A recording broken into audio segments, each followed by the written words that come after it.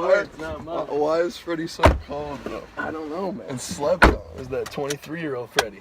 That's 23? Yeah, he says it in the song. Belting up.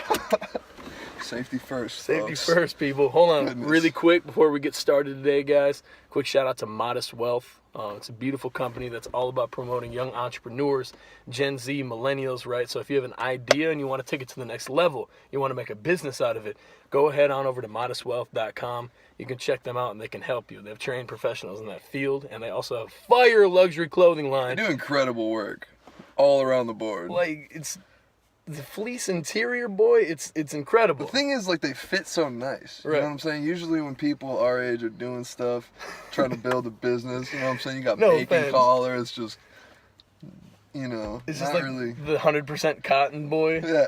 Yeah. The loose fitting sleeves. Yeah. Yeah, so you can use Actually got their stuff together. So. right. You can use Peter's 25 for 25% off. Now, on that note, pass it over to the host. Start her off, baby. What's going on, folks? We got podcast number 3, brought to you by myself and Mr. Peters over here. If you haven't, give his Body and Philosophy page a check out on YouTube, Facebook, all that good stuff. You're gonna find some health and wellness. Big old body rocking the car over here. Hello, budget boy, right there. But yeah, so what's going on, man? Yeah. So something that I've been thinking about a lot lately is the concept of just hating, and we talked about this yesterday, but I just figured we should bring it back up. Yeah. I didn't really get your take on it. So just the concept of hating on someone else and their craft or whatever it is they're doing. So I completely understand if you are judging or questioning someone's actions if they're affecting other people in a negative light. Yeah. Like if you're questioning the ethics of like something I'm doing, like that. Thinking it's immoral or Right, if it's problematic in those sorts of ways, if I'm like affecting another group of people in a negative way, call that out. But if you're just blatantly going out of your way and using energy to hate on and tear someone down for something that they're just doing to make out of their life, that's so hard for especially me to if they're trying recognize. to benefit other people. You know, there's got to be some like deeply rooted insecurity within somebody. Like, Yeah, and like he's making moves, I'm not. right. That's got to be. I mean, that's where I see it being And like we said about the derived from. it's the insecurity for sure, Mm-hmm. but I think it's insecurity because they lack real empathy and sincerity. Now look at it like this, because if someone's hating on, I used this example the other day. If someone's hating on like someone who wants to be a teacher and a coach, and they're like, he just wants to go into that because he wasn't cool in high school and he wants to be cool with all the kids, and they're just hating, right? They don't understand sincere intentions. So they're looking at that guy like he doesn't have a sincere intention in the world. They think because they can't feel that. they don't recognize that they can't empathize with Right. that sincerity. So Can't I think relate. that's just your own deep-rooted issue if you just want to tear people down. And hopefully there's not as many of those people as there are teachers, coaches, people really trying to do something with themselves. There can but be. they're out there, man. Right. Clear as day. So I want to ask you, like, with music, Landon's real passionate about music, been making music forever. You wouldn't know that. I haven't released anything, but there's archives. So dating back years. Okay. We used to do I'd do the pencil beats. We'd be at a party in Oh. high school. I'd do the pencil beats on a table, and then Landon would just be spazzing. Oh. 2 or 3 people would be like, God! Oh man. But yeah, he's been making music forever, really passionate about it. So I want to ask you, bro. Mm-hmm. That is probably one of the most susceptible to criticism forms of artwork you can put out. Easily, especially man. hip hop. Because it's so subjective. Right. It's so subjective, and it's so easy to say that's garbage or that's trash. Regardless of how you feel about it. But I mean, that's that's an aspect that comes with it. 1,000%. I mean, that's it's a huge topic in rap music nowadays. What's garbage? People hating. What's no, not? Oh, people yeah, hating. Like, this is for my haters or whatever it has to do regarding It always people has been, hating. right. It always has been. And that's just something that you got to deal with. I mean, you're going to have to block it out. I mean, it's going to be tough to not let it affect you, because when you pour your heart into something and somebody gives it negative feedback, it's not going to be the easiest thing to take, but you have to be willing, and you have to be ready for that. And it's almost like being ready to fail in a certain respect. You know? It's not the same thing, but I've been talking about this lately. Is like I'm so accepting of failure. Like I couldn't be more ready or willing to fail at something because that means you're putting yourself out there. It means you're doing something. And I think that's really going to pay off in like 5 years. For sure. If not sooner than that, if not later. Hopefully sooner than later. Well, let me backtrack a little bit. So with the music thing, you know, you're saying it's really hard to put your heart and soul into something and then someone just completely tear it down. I'll take it even a step further. You put like 34 hours into a beat total. Yeah. And then someone just comments trash. What? I just put so much of my life, resources, and time that I'll never get back into something. You just can't get too caught up in it, man. Right. Because for every one of those comments, there's going to be someone who deeply respects and admires the work that you did put into it. Right. So you got to really choose where your focuses lie. And 10 out of 10 times, I'm gonna shift towards that positive comment. Yeah, thank you very much. Yeah, appreciate it. Gain motivation from that. And gain motivation from the trash comment. Someone thinks it's trash. I mean, you can obviously do something to better it. Thanks for watching. Thanks for listening. peeping it. Like, thanks for in the first place. Supporting. Thanks for your support. Gave me a view. Gave me a listen. Like, Hey. That's all I need. Exactly. But you can use that's that a very as fuel. mature way to look at it. Because there's people that are like top of the fitness industry, and I follow them on YouTube, right? You know, hundreds of thousands of subscribers, bro. Yeah. And they're replying to every single negative comment. And there's like thousands of them. I'm like, man, you spend all your time making these great videos, and then the rest of your time, It's a lot of energy being spent. ooh, like how can you feel good around the clock if you're just constantly like, I have something to prove to these people that will always, first of all, always hate you. They make their decision. Yeah, I mean, once somebody has that view, it's going to take a lot, if there's even anything that can change, or to change that If someone perspective. doesn't respect the way you coach or lift or talk about nutrition or exercise or stretching or something like that, you're not going to change your entire view and practice of everything to conform to that one hater. Right. Because if you do that, you're going to lose thousands of people that support you. Yeah, man, you just can't exhaust your energy and your time. Time is more valuable than damn near anything that we have. And to exhaust it focusing on that type of feedback, that type of energy being given to you, is it really worth it? It's not, man. You know, it's not. I mean, it's worth it to take that as a piece of criticism and move forward with it, but to dwell on it it's pretty worthless. It's absolutely worthless, but it's pretty much human nature to give it some energy right away. Oh, yeah. I mean, I'm sure there's some people out there that can just, those bullets bounce off them, 100%. But Right. For the average human being, I don't like using average. For most human beings, right, when they first start to get some of that blatant negative criticism, Yeah. you're going to give it some kind of energy. I'm not saying you're going to fold, but you're going to give it some kind of attention because it's like, it's a shot. You're like, I thought I was doing good. You're taking it personally. It's personally, right. And a lot of that stuff is personal.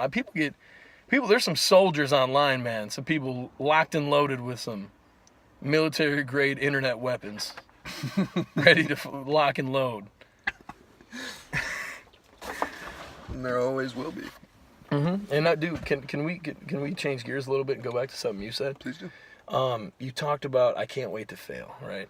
And one of our biggest, as humans, right, one of our biggest insecurities is failure because, many of us are afraid of, the kickback or a lot of that criticism that could come with that failure.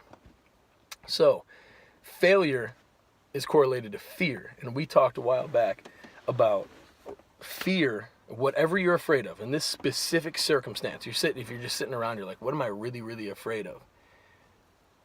Odds are you can point to something where if you go towards that fear, it's going to unlock some doors, and then there's going to be a whole new dimension of doors. And then you just leveled up. Now you're on level 2, looking around like, okay, what am I afraid of now? And if you go towards that, it's like a guide. So if you're questioning, like, where can I go in my life to take this next step? Like, I really want to get to the next step. I just don't know how to get there. Check out your fears. Run towards your fears. Run towards them, man. Right. Because what's the worst that can come out of that? You're already approaching something failure. That's the worst thing that can come out of it. And through failure, you're gaining experience, you're gaining lessons. Like, it is what it is, you know? On to the next one. That's what we talked about. It was like, run towards your fears. And dude, man, I'll offer just a personal example just so we can make this tangible. Yeah. Right, so for me, I've been thinking about making a health and fitness YouTube page for years, since my sophomore year of college, right? I was like, I really want to do that. But it was like, oh, big time fear, because I want to help people, I want to coach, I want to be involved in fitness and holistic health. But I was like, oh, wait, that requires me making videos, putting it out online to anybody who wants to see it, and being susceptible to criticism. Big time fear. I had it written down in my journal for 2 years. And then I finally just put together this crappy, sloppy video and threw it out there, got a bunch of positive feedback, and now 6 months later, things have dramatically improved, and I've seen it paying back to a certain extent. But now, right, I want to be a keynote speaker, right? I want to do speaking engagements. So the next wall to break through, the fear to run to, was going on in front of a large audience and doing a speaking engagement. And I have one scheduled at Winona State University at Stark Hall, November 29th on a Wednesday night. Yeah, buddy. At 7. So get it. I'm nervous, even though like I could talk for 6 hours straight about whatever the hell you want me to do, and it's going to be in front of an audience of my peers in a small college. Right. But it's still like, that's the next level, man. Like, can you imagine how you're going to feel after that? You're going to have that experience. You're going to be like, oh, let's go. Let's go. That was what I was afraid of. The next fear is Ohio State, you know. My example of that is the music thing. Oh my God. It's the music thing. Dive into that, please. Man, I mean, I put out a couple songs over some YouTube beats back in like junior year of high school. I got good feedback on it. I remember that. And there's something about vulnerability that is incredibly scary. Making yourself vulnerable to anybody, putting out pieces of your art and your work, especially when it's music, like, it's just a whole different, because I'm the only one that's doing anything. You know what I'm saying? Made the beat, engine, like mixed it, made it sound every bit of what it sounds like. Right. And to open that up to anybody for criticism is a scary thing. Ooh. And it makes you vulnerable. And I think my biggest fear in this world is being vulnerable. So I really got to push past that. And being on stage, like performing on stage, man. How vulnerable do you get? Oh, man. How many times I've thought about that and how much fear that's instilled in me. Can't wait to actually do it someday and actually get over that fear. And that's exciting. But And it is exciting because, bro, can you imagine what kind of spiritual place that would put you in after that? How much you would level up. Depends on how it goes. As a human being. Yeah. I mean, I would argue the opposite. If you go on stage and like forget some words and maybe like, you fail, right? It's not as good as you thought it was going to be. That's as bad as it's going to get. It's as bad as it's going to get. But you actually did it and you faced your fear because the worst fear is failing on stage. So you go out there, fail on stage, you smack your fear in the face, and then you're alive the next day. I think it's necessary to do. You're like, I'm alive. I Like, need that to wasn't that fail on bad. stage. Yeah, right. Yeah. Exactly. I didn't die. Yeah, man. And I feel You really got to trust yourself. right. And that's something that I've been working on doing a lot more lately. Trusting yourself? Just trust yourself. What do you Be do to confident. do that?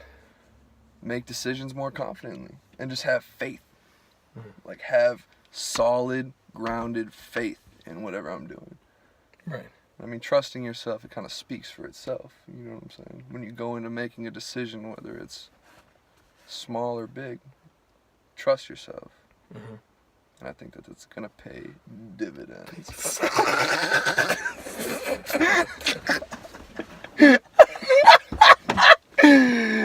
Gonna pay dividends in the long run. Side note, it's a good time to bring this up. So, me and him bought this beard serum, right? I mean, just don't compare mine to his, guys. I've had this since I was 16. Let me have this, right? Yeah, my dad did too, and somehow they didn't pass on the old genetic train. But shave. So we're doing the no shave boy, right? Also, we're doing a sober November. I think what's the date today? Good. Somewhere on like the 3rd. Praise God. 14th. Yeah. 14 days entirely sober, which may seem like nothing for a lot of people. But you're in a It's college, not like it's like a huge deal, but no, yeah, because guys like us, we're not even really. when you're on that surrounded anyway. by the temptation of a college campus, I'll tell you what, 3 days in a row. I'll tell you what, big task. 3 days in a row, right? I live in the heart of college housing. Thursday, Friday, Saturday. Roommates all came home at like 3 a.m. But just like hearing them coming up the stairs and waking up. I'm like, God bless them. Praise God. You know, so it's like, and it's literally like here. Getting offered stuff left and right. Being offered. You don't need to go out and buy the resources. You don't need to find a house to do it at. Nope. It's like, hey, it would actually be easier if you want it. It'd be easier for you to do this in this situation. Yeah. Legitimately. It'd be easier. And that happened. I remember one night specifically we were playing 2K and it was Saturday night. We were chilling. It was like midnight, 1 a.m. Just had a cool, chill, low-key night. We were just cool and playing 2K. Right. Got through a game. We're chilling. I don't know. We were watching some video on YouTube or something, and they came in hot. Smoking. You know, plenty of things to be done. Bottles clanking. Just, And I need to get out of here! I looked at Reid. I was like, bro, it's time for me to Gotta get the hell out of here. skip out of here. I'm going to the crib. Oh, man. Random philosophy that I want to slip in there. So, about the going out and drinking thing. So, I've always had like a really weird theory on this. Okay. Everything works towards its destruction. It's the natural order of life. So, I look at, like, for example, like helium being contained in a balloon or something like that. It's all bound up, and when you pop that balloon, it escapes, right, into the atmosphere, right? And it diminishes from that space, at least. Animals, like humans, all forms of life, go throughout their life cycle, get old, right, and then slowly die. Like you start small, you peak, and then you start to crumple, and then you become diminished, and then you dissolve into the ground, right? Like your carbon fuels the earth and the trees and everything else after that. So I think our desire to go out and drink, right, poison, which is alcohol, really literally going out and drinking poison. Yeah. Our innate desire to go and do that repetitively comes from that natural process of like expediting our own personal destruction. You think people look to expedite, or do you think that's just a natural? I think for a lot of people, you know, the world and the way it is right now, it's a very scary place. There's a lot of hatred. There's a lot of sadness. And if you're not seeking to heal yourself on a constant basis and slowly chip away at that, I think it's easy to have internalized sadness. You know, there's people that are 65, 70 years old who've never coped with a lot of sadness that they've had in their life. And internally, deep down in their subconscious, they're uncomfortable with themselves. Right? And I know we both can name a lot of people like that. Oh, yeah. And they're, whether conscious or subconscious, are going out of their way to kind of expedite that destruction process. But if you truly get to a place of spiritual tranquility, of course you're not going to make those decisions. Right.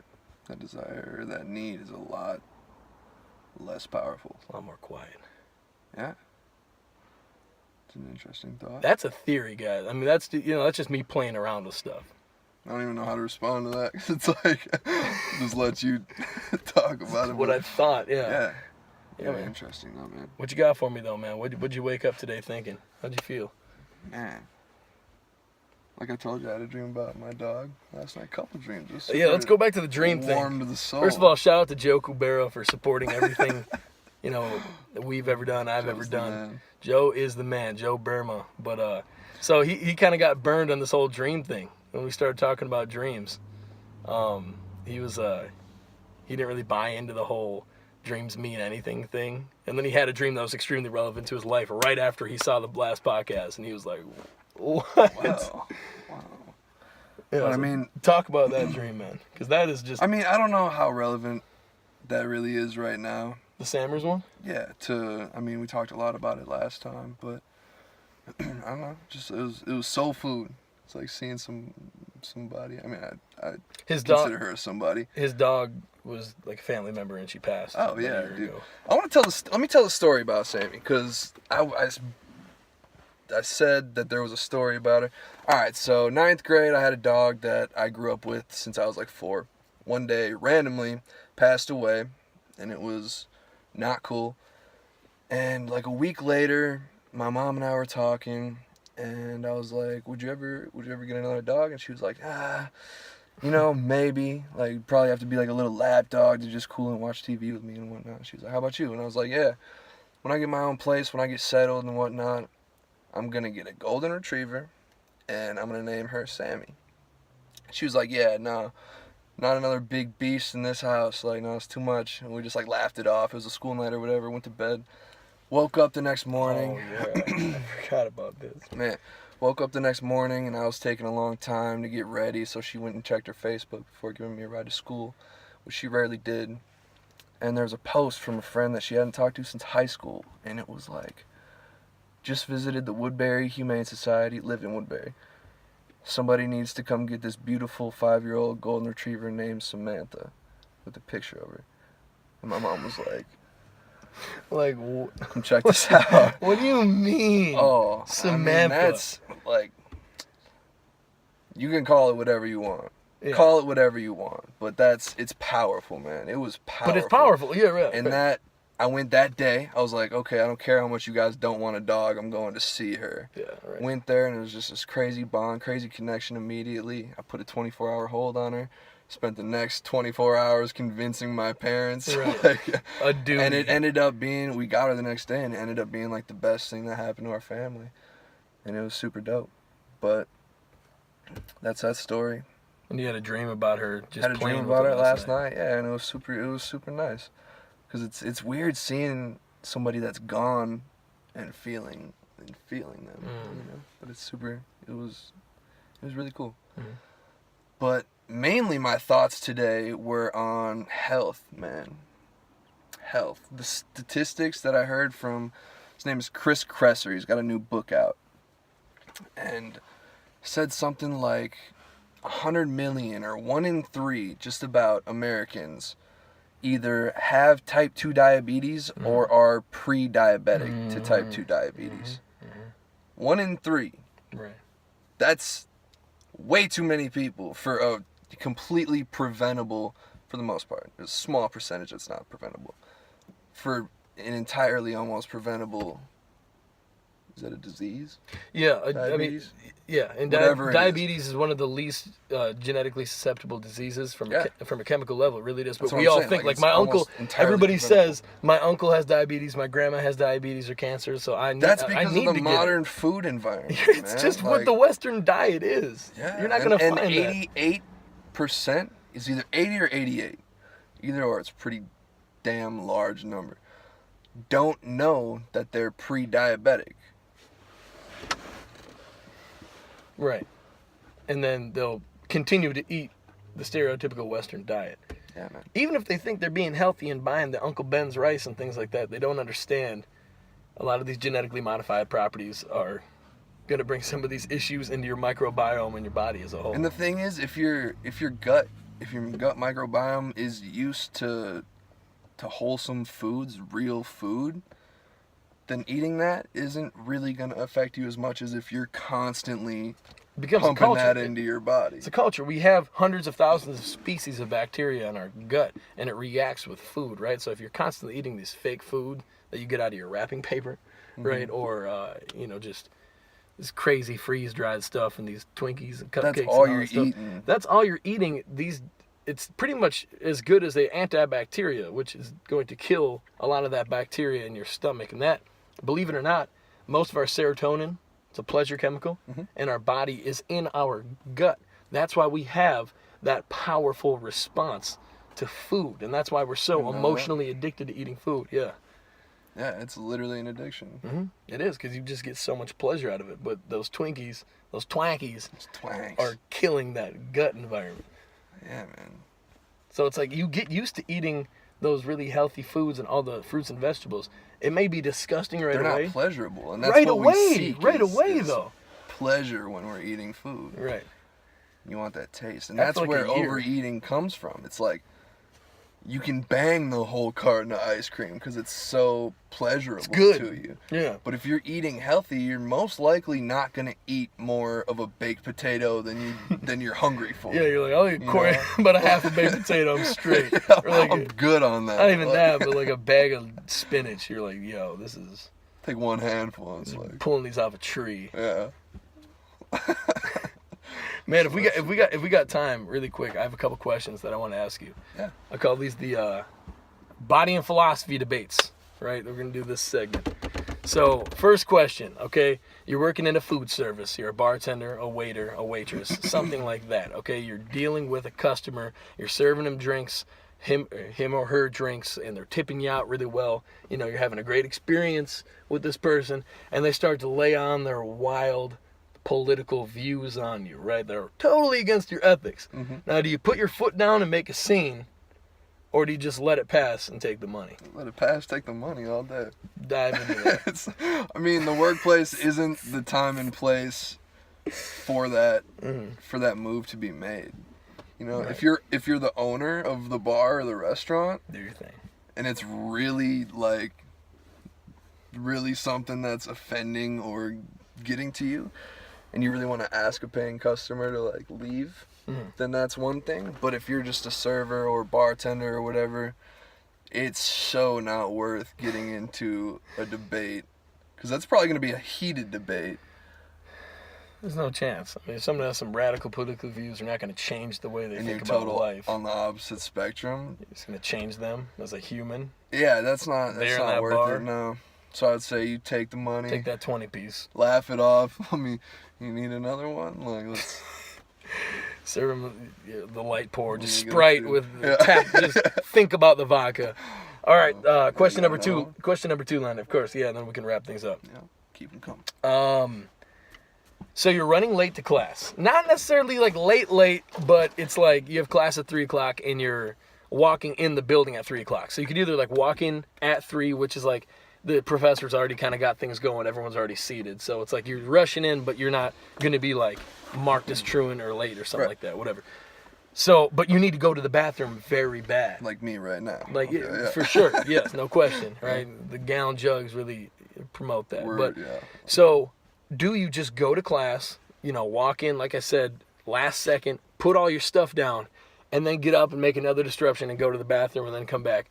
Or do you just bite the bullet, go to the bathroom right away, relieve yourself, and then show up to class like three minutes late? 1,000% go to the bathroom first. And just you're causing be so late? much more. You're causing 2 scenes if you go in the first time. You go in the first time, set your stuff down. You already got people looking at who just walked in. At least late, you made it. You know what I'm saying? And then you walk back out, and then you come back in a few minutes later. That's way too much going on, as opposed to just walking in one time late and then being present for the class. For sure.